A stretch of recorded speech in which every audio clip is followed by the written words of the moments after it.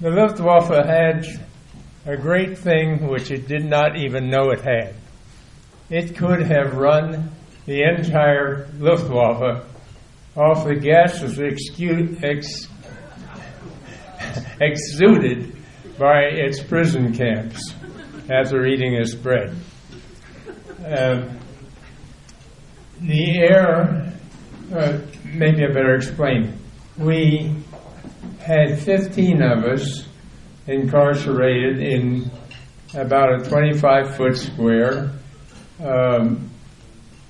room. That's the way it was broken up. And at night, we were counted outside, and they were put in our rooms, and we were counted again. The doors and windows were closed, at which time it became so bad, the air, that is, that the cockroaches wouldn't even come in. However, enough of that. We had many good things like that which the Germans gave us, and most of the things they gave us were not the least bit polluted by anything you might consider to be meat. Most of them were of very vague origin, and the coffee, I got to tell you about the coffee. The coffee,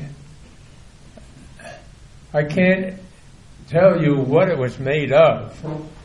I can't even tell you what it tasted like. All I can tell you was no one would recognize it as coffee. But we drank it because it's the only thing we had.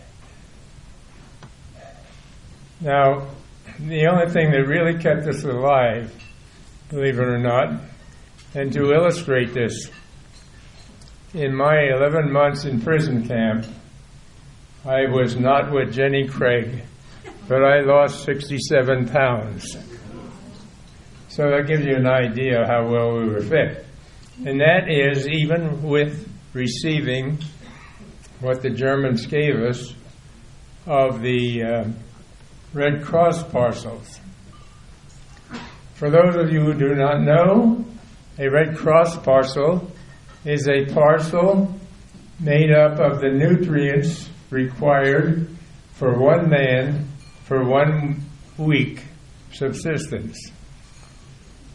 Frequently, we got as much as a fifth or a sixth, even on occasion a fourth of a parcel a week. And even with that, we still lost a lot of weight, as you may know.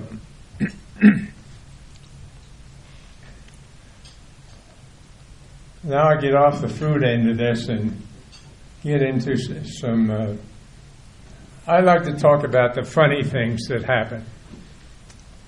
You know, the American airmen and the groundmen, the Americans per se, in combat, have the best sense of humor of anybody in the world. And just to prove that point, I will tell you a little vignette which has nothing to do with what I'm going to talk about, but at Potsdam, Roosevelt, Churchill, and Stalin met. You history buffs are aware of that. It was not a very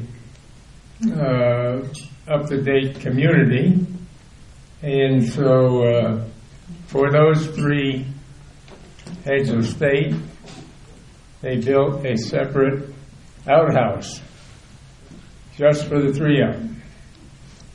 Now, Stalin was the first to find the need to use it. He went in, he was in a while, he came out. First thing he asked his aide is, "Who is Kilroy?"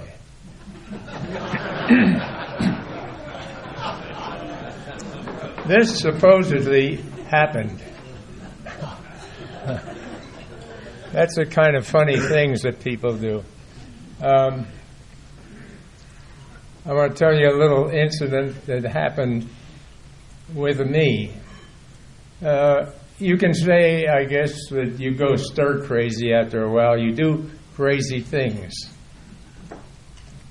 I was not immune. As I told you, our room was about 25 foot square, and around the perimeter were the bunks, triple high, so we had 15 people in the room. We were called at what the Germans called a Pell. Outside we lined up in ranks and were counted, and when they checked out that we were all still there, they chased us into our barracks and into our rooms and shut the shutters on the windows and locked the doors. Then 2 Germans, generally speaking, probably a private and a corporal or a what's the next thing? Well, at any rate, 2 enlisted men came in and counted us. And one was superior to the other in rank. So the way they did this, one would start at the door and go counterclockwise. The other would start at the door and go clockwise, counting as they went, meet at the door, verify the number, and go on to the next room. I had the middle bunk at the door, and I had not even thought of this in my wildest dreams. But this one night they came in, and they were counting around the room to get 13, 14, 15, and in the same monotone, I said, 16. This threw them into total confusion. Unfortunately, for the poor private, he had no recourse. He just had to stand there and take being chewed out for something he didn't do. All the time he's thinking the other guy did it. This thing I'm going to throw away. I have to gesticulate too much. But at any rate, he stood there and took this, and then he decided to go around again. He went around again. 13, 14, 15, 16. Fury beyond belief. The poor enlisted man, he just sat and choked this down, red as a beet, couldn't say a daggone thing, and he could think, however. At any rate, the outcome was they did it the 3rd time. They came around, 13, 14, 15.